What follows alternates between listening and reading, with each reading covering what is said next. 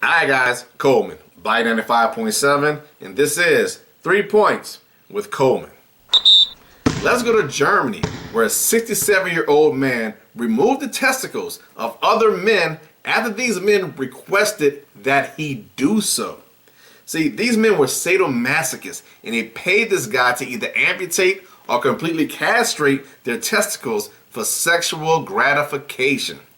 Well, one of these sadomasochists died, and it was discovered that the guy who was paid to castrate the men wasn't a medical professional like he said he was online. Instead, he was really an electrician with no medical experience whatsoever. So he gets to go to jail. Point number 1. I don't know what I find more disturbing. The fact that there are men out there that are willing to reach out to others just so they can pay them to get their balls chopped off for sexual gratification, or that there are people on the other end that's willing to accept the request and chop off another person's balls for sexual gratification. How does that conversation go? Hey, complete stranger, how are you? I'm doing fine. And you? Are you the guy that I met online? Yeah. Are you the guy that wants their balls chopped off? Yes. All right, well, come on in. Get comfortable. Point number 2. These men paid for this. Imagine that. One of these guys can be your coworker.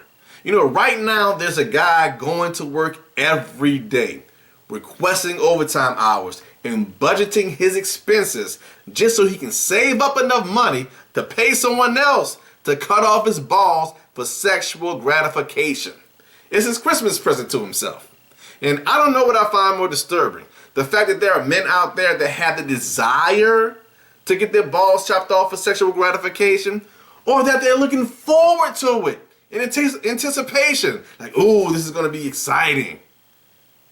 Or that there are more than one people on the planet that's like this.